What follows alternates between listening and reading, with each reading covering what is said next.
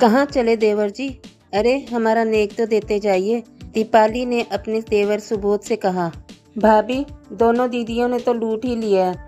लीजिए, जो बचा कुचा है वो आप भी ले लीजिए, सुबोध बोला। अरे भाई, मैं तो मजाक कर रही थी।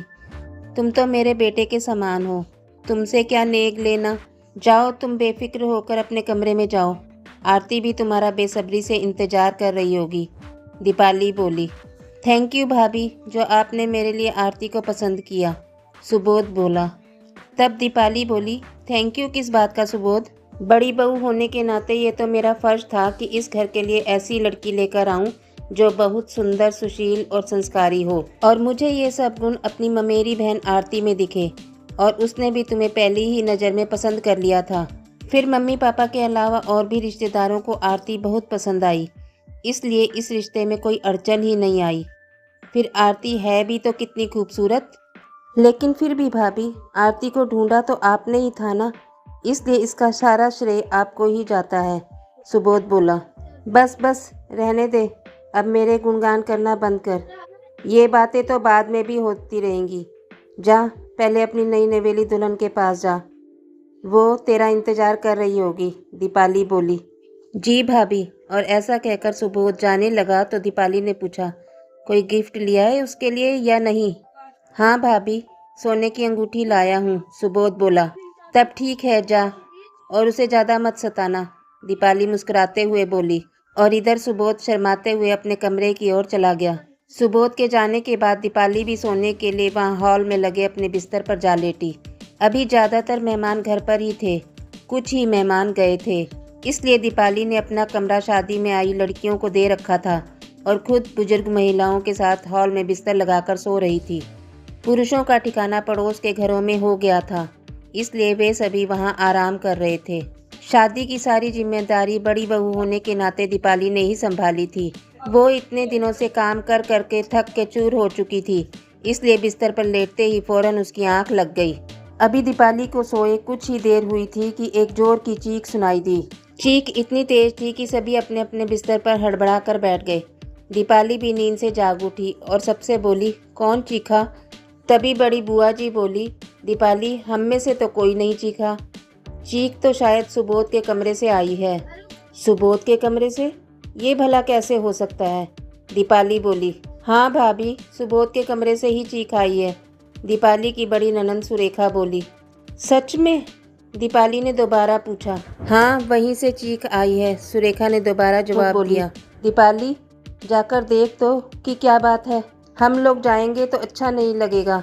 नई बहू से कुछ भी पूछते ठीक नहीं लगेगा। वो तो तेरी बहन है, तो तू उससे आसानी से कुछ भी पूछ सकती है, क्योंकि चीखी तो आरती ही थी, वो मैं यकीन के साथ कह सकती हूँ। ठीक है, तो मैं अभी जाकर देखती हूँ कि क्या बात है, दीपाली बोली।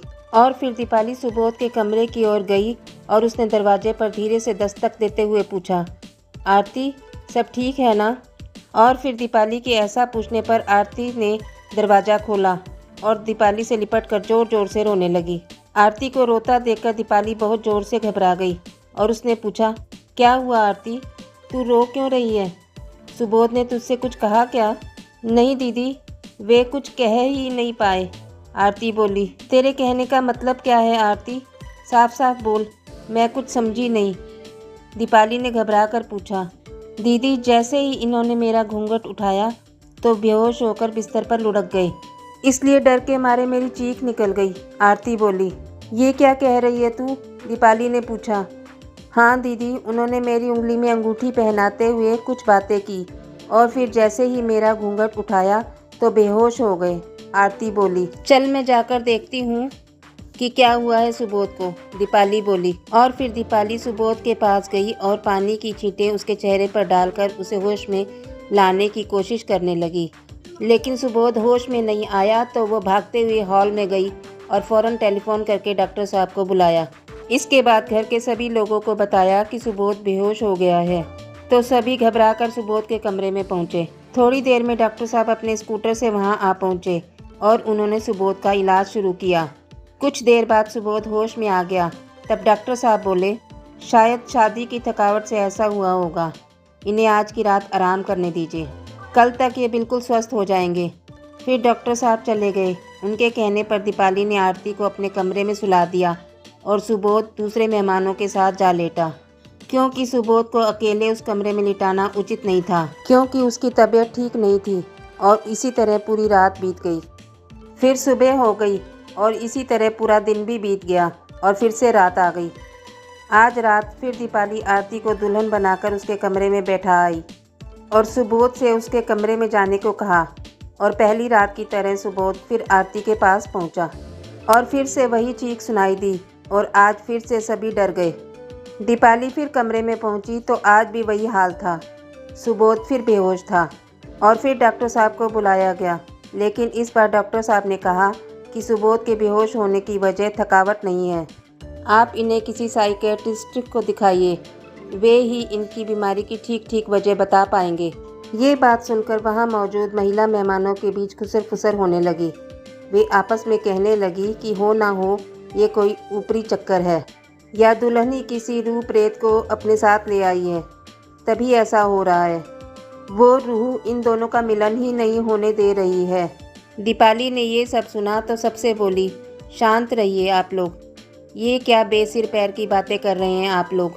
कल ही हम लोग सुबोध को किसी साइकियाट्रिस्ट को दिखाते हैं, सारी बातें पता चल जाएंगी कि क्या बात है। फिर दूसरे दिन सुबोध अपने बड़े भाई और पापा के साथ साइकियाट्रिस्ट के पास गया और डॉक्टर ने उससे बहुत से सवाल पूछे और सुबोध ने सब कुछ साफ साफ बता दिया कि अभी उसकी उम्र केवल 23 साल है, ना उसका पहले किसी लड़की के साथ कोई अफेयर था और ना ही कोई शारीरिक संबंध। उसने तो पहले ही मन में सोच लिया था कि वो अपने घर वालों की पसंद से ही शादी करेगा। अब डॉक्टर को पूरी बात समझ में आ रही थी और उन्होंने आरती को भी अपने पास बुलवाने को कहा। जब डॉक्टर साहब आरती से मिले तो उन्हें पूरी बात ठीक तरह से समझ में आ गई थी, क्योंकि आरती बहुत ही ज़्यादा खूबसूरत थी, सुबोध से कई गुना खूबसूरत। और फिर डॉक्टर साहब सबसे बोले, सुबोध को विंस्ट्राफोबिया या कैलिगनीफोबिया हुआ है। इस बीमारी में होता क्या है डॉक्टर साहब? सुबोध के बड़े भाई प्रमोद ने पूछा। तब डॉक्टर साहब बोले, इस फोबिया में पुरुषों को खूबसूरत महिलाएं पसंद तो होती हैं, लेकिन ऐसी महिलाओं से उन्हें डर लगता है। खूबसूरत महिलाओं को देखकर या उनसे अकेले में बात करने के ख्याल से ही वे बुरी तरह घबराते हैं। इस फोबिया से पीड़ित लोगों को सुंदर महिलाओं से इतना ज़्यादा डर लगता है कि वो ऐसी महिलाओं से मिलने या बात करने के ख्याल से ही बुरी तरह से घबरा जाते हैं। कभी कभी तो ऐसे लोग बेहोश भी हो जाते हैं। इस बीमारी के लक्षण हैं शरीर बुरी तरह कांपना, दिल की धड़कन बढ़ जाना, सांस लेने में दिक्कत होना, पसीना आना, उल्टी, सिर दर्द, रोना और बेहोश हो जाना। कभी कभी तो दिल का दौरा भी पड़ जाता है। तो इसका कोई इलाज? सुबोध के पापा ने पूछा। इस बीमारी का कोई इलाज नहीं है। अगर मरीज के साथ ज़बरदस्ती भी की गई तो उन्हें हार्ट अटैक भी हो सकता है और मरीज की जान भी जा सकती है। ये एक मानसिक बीमारी है जो कभी भी दूर नहीं हो सकती, डॉक्टर साहब बोले। तो अब क्या करें हम सब? उसकी तो अभी अभी शादी हुई है, सुबोध के बड़े भाई प्रमोद ने पूछा। ये तो अब आप सभी को तय करना पड़ेगा कि आगे क्या करना है, डॉक्टर साहब बोले। और फिर सभी घर लौट आए। सभी चिंता में थे कि अब ऐसा क्या किया जाए जिससे सुबोध और आरती की खुशियां बरकरार रहें। इस बात को लेकर सभी चिंता में डूबे थे और सुबोध की मां का तो रो रो कर बुरा हाल था। वो अपने बेटे को जीवित भी देखना चाहती थी और खुश भी। बड़े अरमानों के साथ वो आरती को सुबोध की दुल्हन बनाकर लाई थी, लेकिन अब उन दोनों की खुशियों को नज़र लग चुकी थी। तभी आरती ने सभी को रोते रोते अपना फैसला सुनाया कि वो सुबोध से तलाक लेगी। ऐसी शादी को जोड़े रखने का कोई मतलब नहीं जिसमें उसके पति की जान जा सकती हो। वो रोते हुए सबसे बोली, मैंने ये फैसला अपने दिल पर पत्थर रखते हुए लिया है। मैं भी सुबोध जी से अलग नहीं होना चाहती। मैंने उन्हें अपने दिल में देवता का स्थान दिया है, लेकिन मुझे क्या पता था कि मेरी ये खूबसूरती मेरे देवता की जान की दुश्मन बन जाएगी। मैं एक रात की दुल्हन बनकर जीवन भर रह लूँगी, लेकिन मैं उनकी जान की दुश्मन नहीं बन सकती। कृपया मुझे आप सभी माफ़ कर देना। आरती की इस बात पर सबका मन भर आया और सभी औरतों की आंखों में आंसू आ गए, लेकिन इसके सिवाय और कोई चारा भी तो ना था। आरती एक रात की दुल्हन ही सही, लेकिन उसका सुहाग जिंदा तो रहेगा। ये कहानी आपको कैसी लगी नीचे कमेंट में हमें ज़रूर बताएं और ऐसी ही अच्छी कहानी सुनने के लिए हमारे चैनल को सब्सक्राइब कर दें।